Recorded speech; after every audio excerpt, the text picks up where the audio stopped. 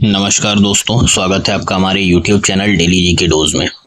आज है 10 सितंबर और 10 सितंबर से करंट अफेयर्स के जितने भी इंपॉर्टेंट क्वेश्चंस हैं हम लोग अपने इस वीडियो में डिस्कस किया जाएगा।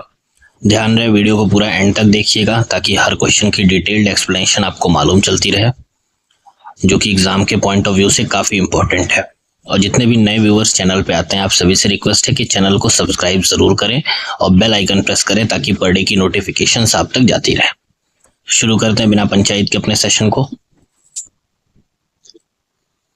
पहला क्वेश्चन है, पहला ही क्वेश्चन इंपॉर्टेंट मिला आपको। हाल ही में भारत के नए उपराष्ट्रपति के रूप में किसे चुना गया है? Who has recently been elected as the new vice president of India? Option है आपके जगदीप धनखड़, वेंकैया नायडू, सीपी राधाकृष्णन या हरिवंश नारायण सिंह। तो अभी हाल ही में भारत के नए उपराष्ट्रपति का निर्वाचन हुआ और उसमें जीत मिली है सीपी राधाकृष्णन जी को। तो ऑप्शन नंबर सी करेक्ट है इस क्वेश्चन का। ये भारत के 15वें नंबर के वाइस प्रेसिडेंट हैं, उपराष्ट्रपति हैं। सीपी राधाकृष्णन को भारत का नया उपराष्ट्रपति चुना गया। प्रधानमंत्री नरेंद्र मोदी ने उन्हें बधाई दी और उनकी समाज सेवा को सराहा है। राधाकृष्णन ने अपना जीवन गरीबों और वंचितों के सशक्तिकरण को समर्पित किया है। उनसे अपेक्षा है कि वे संवैधानिक मूल्यों और संसदीय संवाद को और मजबूत करेंगे। अगले क्वेश्चन पे चलते हैं। अगला क्वेश्चन भी काफी इंपॉर्टेंट है आपके लिए। हाल ही में घोषित आंकड़ों के अनुसार भारत की साक्षरता दर 23-24 में कितनी हो गई है? रिसेंटली एज पर the latest data what is the India's literacy rate in 23-24? Option है आपके 74%, 78.2%, 79.2% या 80.9%। तो अभी हाल ही में घोषित आंकड़ों के अनुसार भारत की साक्षरता दर जो है वो 80.9% हो गई है। तो ऑप्शन नंबर डी करेक्ट है इस क्वेश्चन का। अंतर्राष्ट्रीय साक्षरता दिवस 2025 पर धर्मेंद्र प्रधान ने साक्षरता दर का ऐलान किया। भारत की साक्षरता दर 2011 में 74% थी, जो अब बढ़कर 23-24 में 80.9% हो गई है। ये डाटा याद रखिएगा, ये डाटा काफी इंपॉर्टेंट है, ये भी डाटा पूछा जा सकता है। उल्लास नव भारत साक्षरता कार्यक्रम में 3 करोड़ से अधिक शिक्षार्थियों ने भाग लिया और 90% सफल दर पाई गई है। हिमाचल प्रदेश, त्रिपुरा, मिजोरम, गोवा और लद्दाख ने पूर्ण साक्षरता हासिल की है। इन स्टेट्स का नाम याद रखना है आपको, ठीक है। अगले क्वेश्चन पे चलते हैं। किस ऑपरेशन के तहत बाढ़ प्रभावित क्षेत्रों में HADR यानी कि humanitarian assistance and disaster relief mission चलाए गए हैं? Under which operation were HADR missions conducted in the flood affected regions? Option है आपके operation Surya hope, operation Rahat, operation Meghdoot या ऑपरेशन सहयोग। तो अभी हाल ही में ऑपरेशन राहत के तहत बाढ़ प्रभावित क्षेत्रों में HADR मिशन चलाए गए। तो ऑप्शन नंबर बी करेक्ट है इस क्वेश्चन का। ऑपरेशन राहत भारतीय सेना की वेस्टर्न कमांड द्वारा चलाया गया है। अब तक 82 HADR मिशन पूरे किए गए, 6000 से अधिक लोगों को सुरक्षित निकाला गया और 13,000 से अधिक नागरिकों को चिकित्सा सहायता दी गई है। राहत कार्यों में 48 टन राशन, एयर ड्रॉप, सड़क व पुल मरम्मत और मोबाइल कनेक्टिविटी बहाली शामिल रही है। अगला सवाल, हाल ही में किस राज्य को 99.3% साक्षरता दर के साथ पूर्ण साक्षर राज्य घोषित किया गया है? Which state has recently been declared a fully literate state with 99.3% literacy rate? Important है। ऑप्शन है आपके गोवा, त्रिपुरा, हिमाचल प्रदेश या मिजोरम। तो अभी हाल ही में हिमाचल प्रदेश को 99.3% साक्षरता दर के साथ पूर्ण साक्षर राज्य घोषित किया गया। तो ऑप्शन नंबर सी करेक्ट है इस क्वेश्चन का। यह घोषणा इंटरनेशनल लिटरेसी डे 2025 पर उल्लास मेला जो कि शिमला में आयोजित हुआ था, वहां पे मुख्यमंत्री सुखविंदर सिंह सुक्खू द्वारा दी गई है। हिमाचल प्रदेश ने राष्ट्रीय औसत 95% से अधिक साक्षरता हासिल की। राज्य स्टूडेंट टीचर रेशियो में भी ये पहले स्थान पर है और लक्ष्य क्या है? तो सरकारी स्कूलों को सेंटर ऑफ एक्सीलेंस में बदलना। ध्यान रहे वीडियो को लाइक जरूर करा करें और कोई भी बात हो उसको कमेंट में जरूर डालें आप, चाहे किसी चीज के ऊपर पर्टिकुलर बात करनी हो या कोई भी चीज हो या वीडियो कैसी लगती है आप लोग कमेंट में जरूर बताया करिए।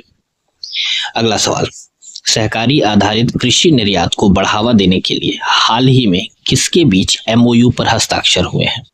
Recently, an MOU was signed between which organizations to promote cooperative-based agri-products exports? Options हैं आपके NCEL and APEDA, FCI and NABARD, NITI Aayog and SIDBI, या फिर ICAR एंड इफ्को।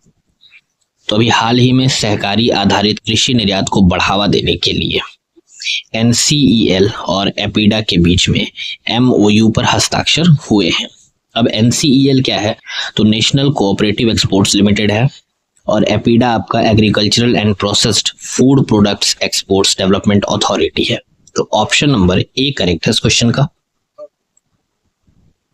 यह MOU राष्ट्रीय सहकारी नीति निर्यात लिमिटेड और एपीडा के बीच हुआ है। इससे किसानों को बेहतर मूल्य और ग्रामीण आजीविका को मजबूती मिलेगी। समझौता सहकारिता मंत्रालय और वाणिज्य एवं उद्योग मंत्रालय के समन्वय को दर्शाता है। मुख्य फोकस क्षमता निर्माण, गुणवत्ता अनुपालन और वैश्विक ब्रांडिंग पर है। अगला सवाल, 11वें गोला बारूद सह टॉर्पीडो सह मिसाइल बजरे LSAM 25 यार्ड 135 का प्रक्षेपण समारोह कहाँ आयोजित किया गया? Where was the launch ceremony of the 11th ammunition cum torpedo cum missile barge LSAM 25 yard 135 held?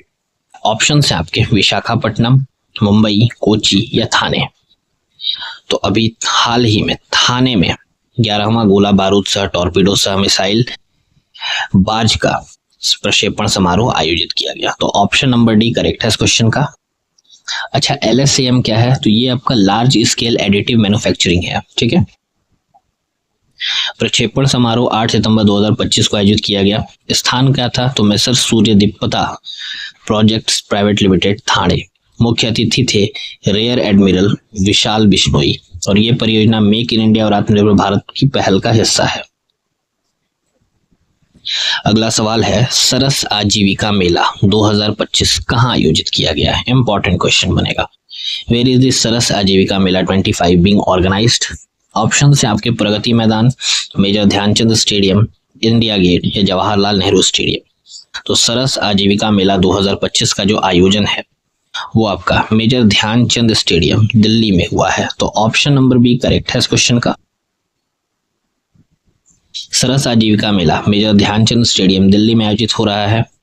आयोजन अवधि क्या है इसकी? तो 5 सितंबर से 22 सितंबर 2025 तक। इसमें 400 से अधिक स्वयं सहायता समूहों की लखपति दीदियों ने अपने उत्पाद प्रदर्शित किए हैं, और मेला जो है वोकल फॉर लोकल और आत्मनिर्भर भारत को बढ़ावा देता है। नेक्स्ट क्वेश्चन है, हाल ही में NISCPR की नई निदेशक के रूप में किसने पदभार ग्रहण किया है? Who has assumed charge as the new director of NISCPR? NISCPR क्या है आपका? तो national institute of science communication and policy research है। ऑप्शन हैं आपके डॉक्टर गीता वानी रायसम, डॉक्टर रघुनाथ माशलेकर, डॉक्टर के विजय राघवन या डॉक्टर टेसी थॉमस।